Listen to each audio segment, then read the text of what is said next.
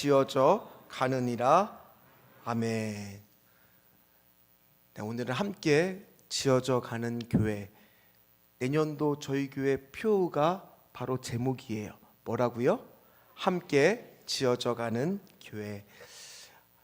이 시대에 아마 지성인 하라고 딱 누구라고 얘기를 하면 아마 지금은 돌아가셨지만 이분이 떠오를 겁니다. 이분은 이어령 박사입니다. 이분이 2022년 유고집에 어떤 책을 냈냐, 작별이라고 하는 책을 냈습니다. 거기에 보면은 어떤 내용이 있느냐, 첫 시작이 어떻게 시작이 되느냐 하면 구전 노래부터 시작이 돼요. 어떤 구전 노래인지 혹시 아세요? 원숭이 엉덩이는 어떻게 다 아시네요? 빨가면 그렇죠. 예. 그런데 이제 웃기잖아요. 떠나면서 작별을 하면서 유언이라고 했는데 남긴 게 원숭이 엉덩이는 빨개. 그러면 그걸 왜 그렇게 이야기를 했을까? 바로 이 원숭이라는 것은 쉽게 이야기하면 나와 다른 사람을 말하는 거예요. 우리도 나와 다른 사람들을 대할 때 첫 번째 드는 생각은 호의적인 모습보다는 어떤 모습을 보통 보일 때가 많습니까? 경계하죠. 때로는 시기하기도 하고 질투하기도 하고 무시하기도 할 겁니다. 많은 사람들이 내 엉덩이는 빨간 거는 모르고 남의 엉덩이만 뭐하다고 생각을 해요? 빨갛다고 생각할 때가 많은 거예요. 그래서 서양인들은 동양인들을 무시할 때도 이렇게 하면서 노란 원숭이라는 비하하는 말을 하기도 하죠. 특별히 이 당시에 유대인들의 생각이 그랬다는 거예요.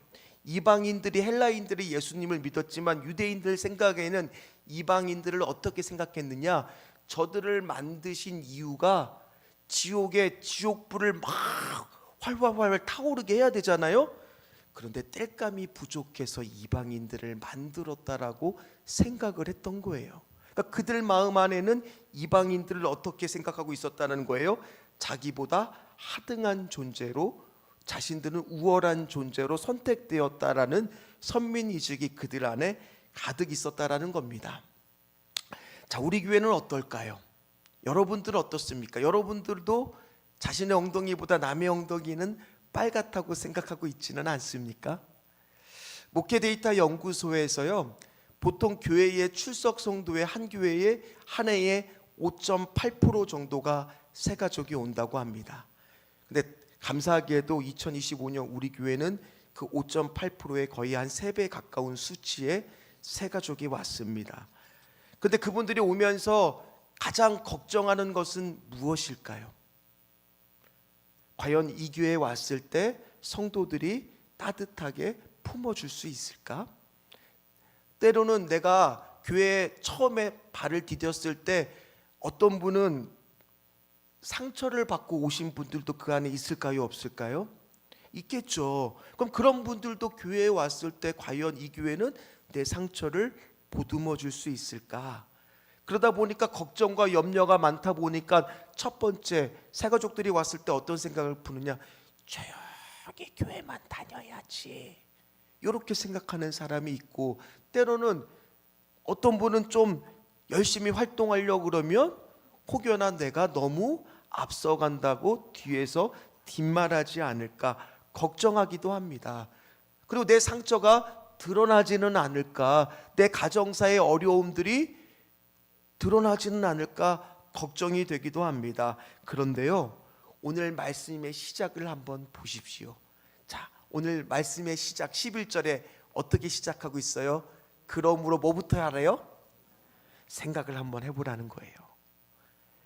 여러분들이 어떤 존재였는지를, 처음에 예수 믿기 전에 어떤 존재였는지를 한번 뭐 해보라고요? 기억해보고 생각해보라는 거예요. 우리가 어떤 존재였기에 그렇게 말합니까? 우리 11절에서 12절 말씀 한번 다시 한번 읽어볼까요? 같이 읽겠습니다. 그러므로 생각하라. 너희는 그때의 육체로는 이방인이요 손으로 육체에 행한 할례를 받은 무리라. 정하는 자들로부터 할례를 받지 않은 무리라. 정함을 받은 자들이라. 그때 너희는 그리스도밖에 있었고 이스라엘 나라 밖의 사람이라. 약속의 언약들에 대하여는 외인이요 세상에서 소망이 없고 하나님도 없는 자이더니. 쉽게 말해서 니들 엉덩이도 빨겠다는 거예요.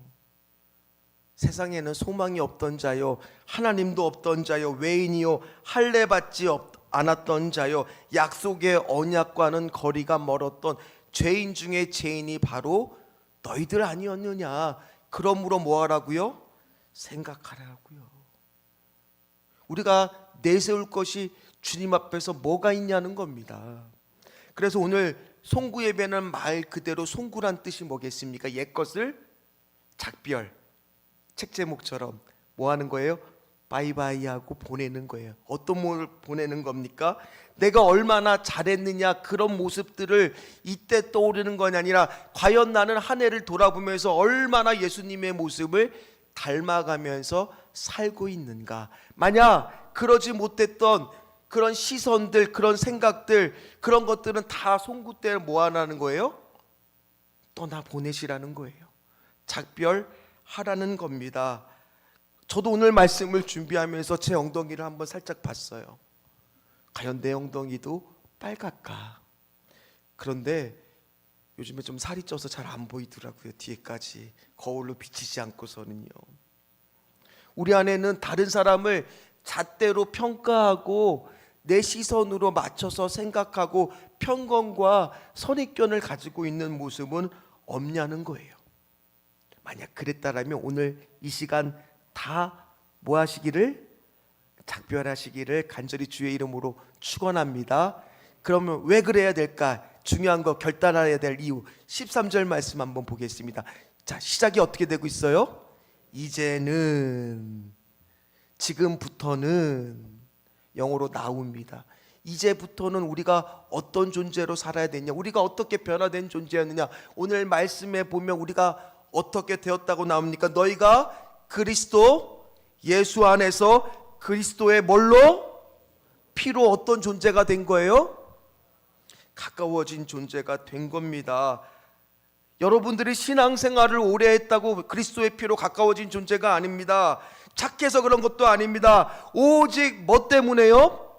예수 그리스도의 피 때문에 우리가 가까워진 거예요. 제가 이렇게 앉아 있는데 여러분들의 모습을 쭉 봤어요. 근데 가족끼리 앉아 있는 모습 보니까 너무 좋더라고요. 가족끼리 오늘 앉아 있는데 지금 떨어져 있는 분들도 있어요. 그리스도 피로 가까워지시기를 소망합니다. 이제부터는 그리스도의 피로 우리가 해야 될 일은 2026년도부터는 뭐예요? 서로 가까워지는 거예요. 주님 안에서 가까워지는 거예요. 그리스도 예수 안에서 가까워지는 거예요.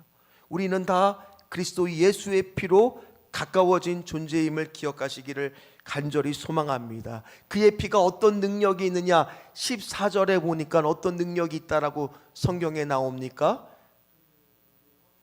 그는 우리의 멋이라, 쉽게 이야기해서 막힌 담을 허시는 분이 바로 그리스도 예수라는 거예요.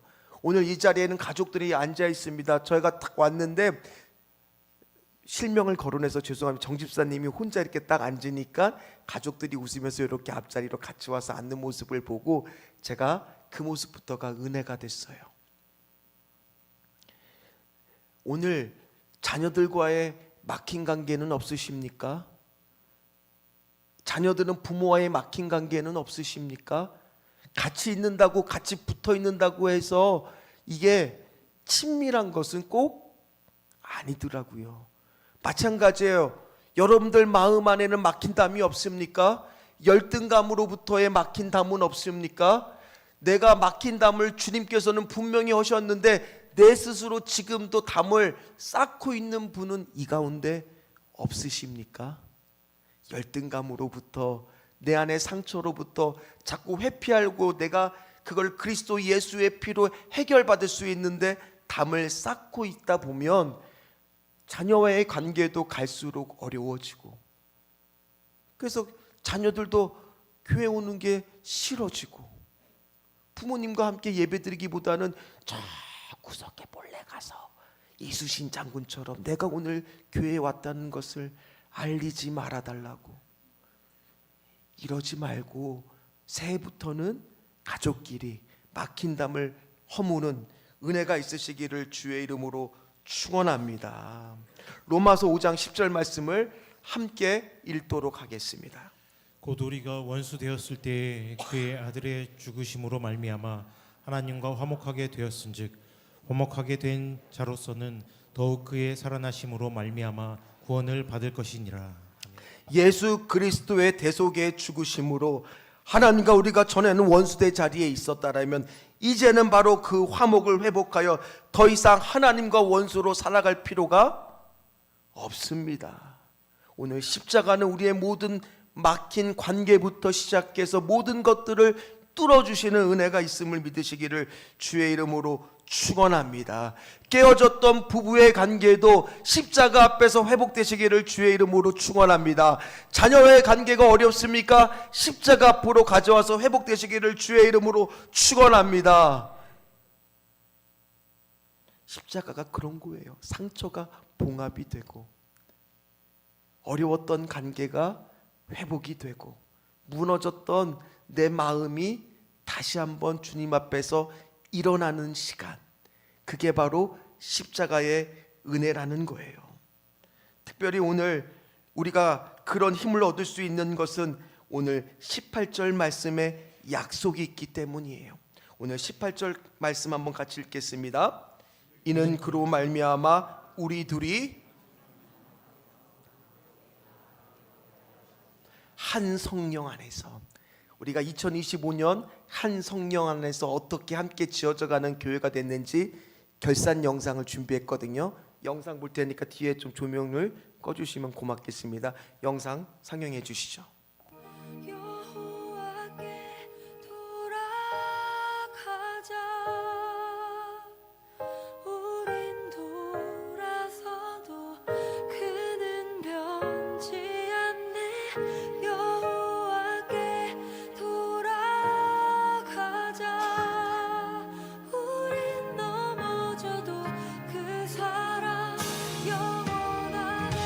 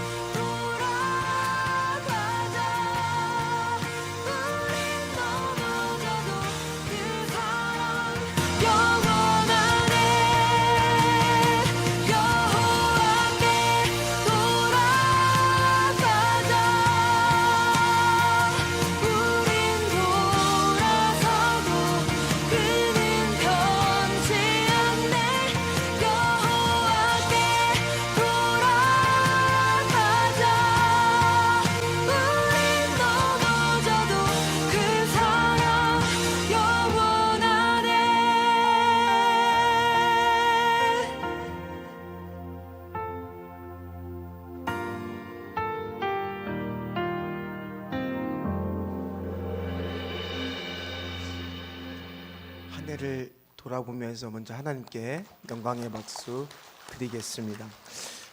이 영상을 보는데 참 모르겠습니다. 여러분들 어떻게, 아마 오늘 처음 오신 분들은 별 감동이 없을 수도 있겠지만은 저는 영상을 보면서 특별히 그 여름에 함께 지어져가는 그 주제를 주시는데, 그 함께라는 말 가운데 사실은 많은 눈물이 저 안에는 흘렀었어요.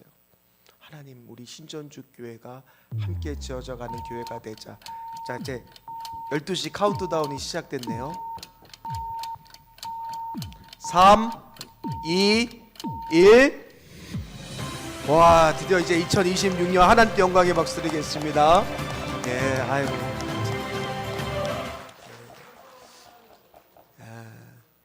예, 벌써 해피 뉴 이어 하시는데 조금 기다리시면 인사하는 시간이 있을 겁니다.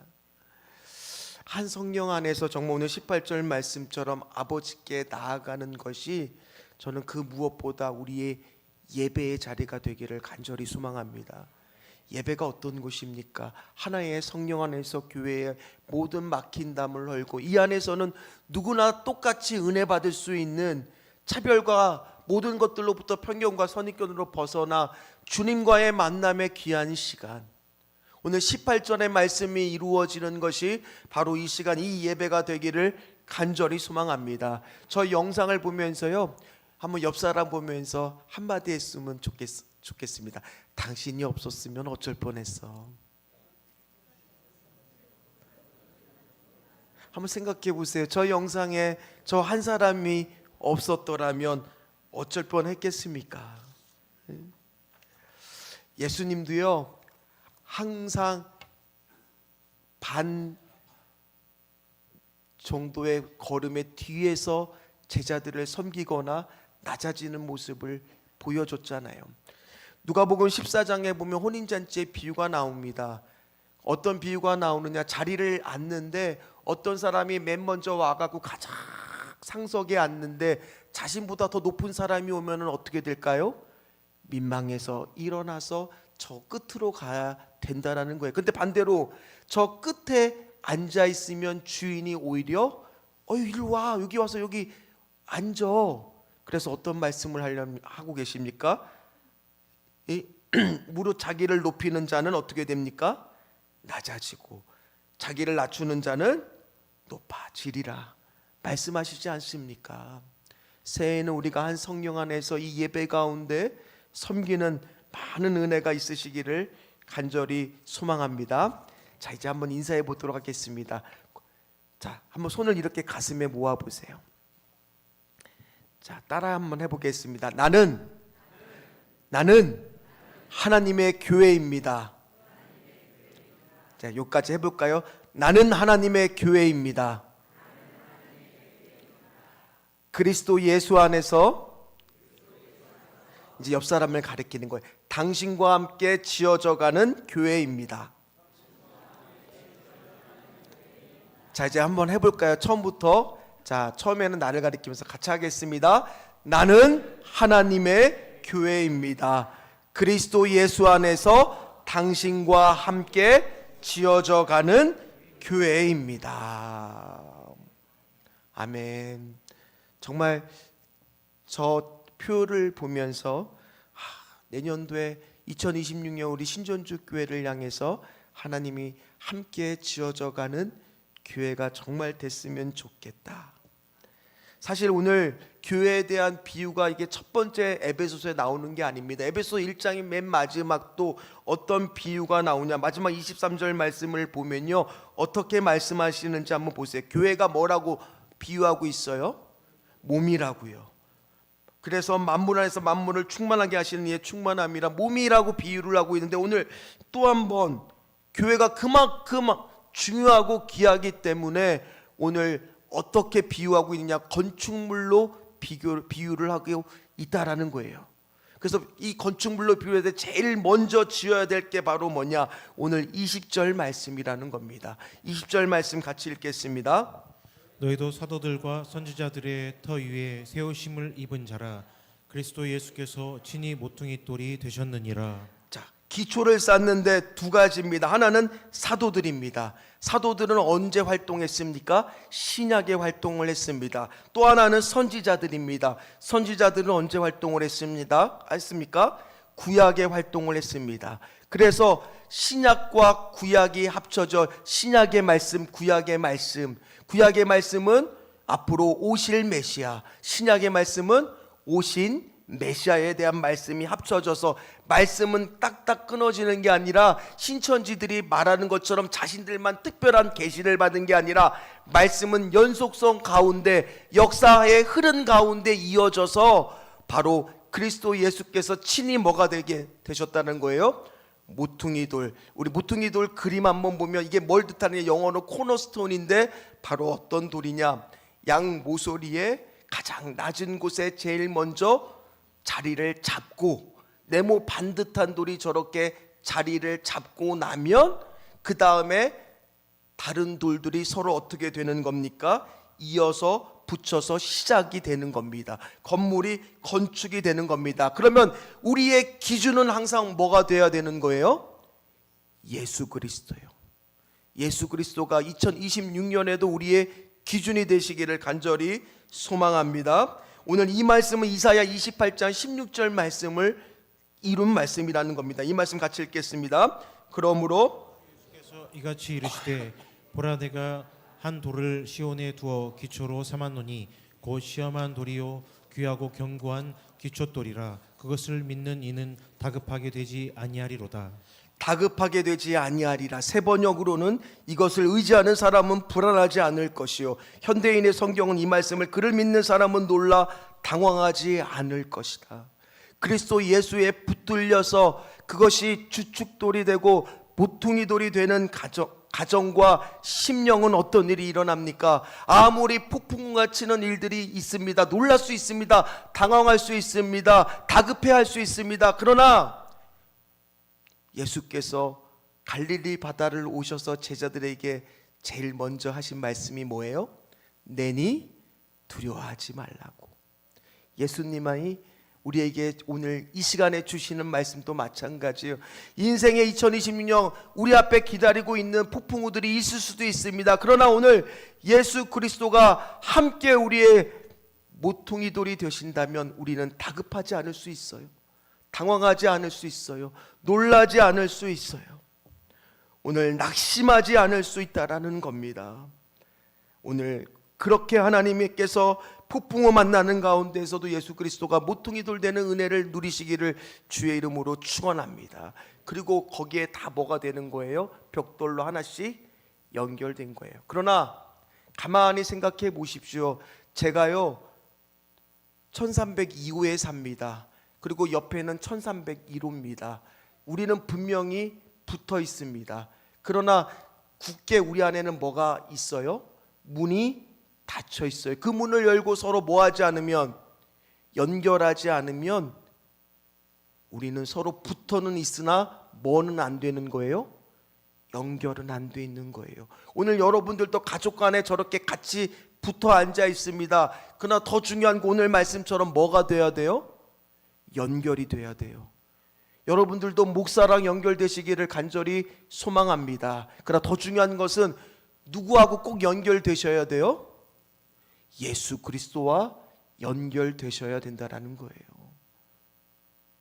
그리고 오늘 목사께도 다 뭐를 내라고 제가 숙제를 냈느냐, 오늘 못 내신 분은 다음에 다 가져오세요. 5가지 기도 제목.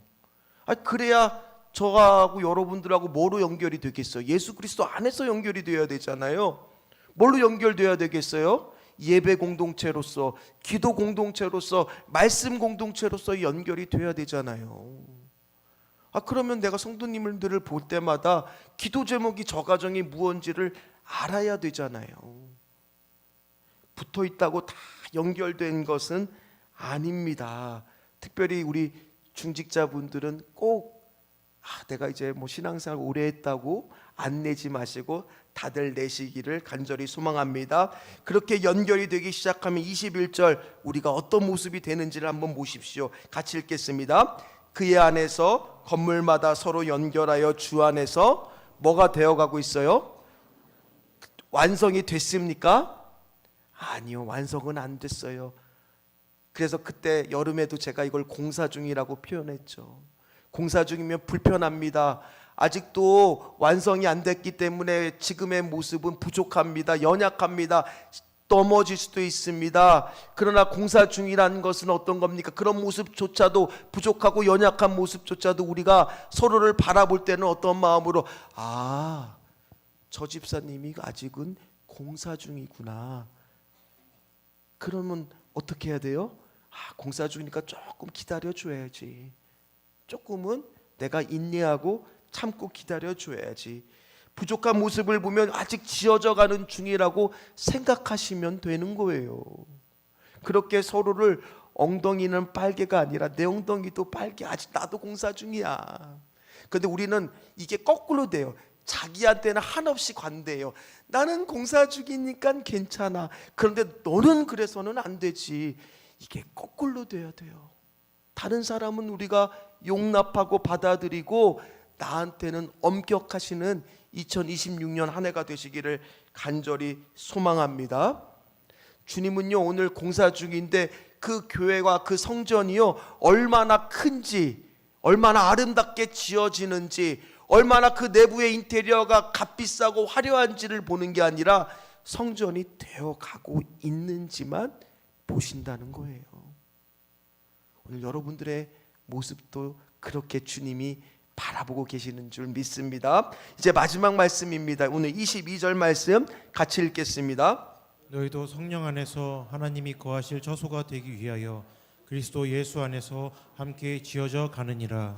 하나님이 관심사는요, 그 성령 안에서 거할 처소를 지금도 찾고 계신다라는 겁니다. 거기서 드리는 예배를 받고 싶어 하신다라는 거예요. 한 성령 안에서 우리가 함께 지어져 가는 교회가 되고 함께 예배하는 그곳이 하나님의 임재가 있는 곳이고 하나님이 영광을 받아주시는 곳이라는 거예요. 우리 내년도 이제 올해죠, 올해 기대가 되지 않습니까? 우리 예배 가운데 영광 받아주실, 우리 교회를 통해 영광 받아주실 하나님을 우리는 기대해야 될 줄 믿습니다.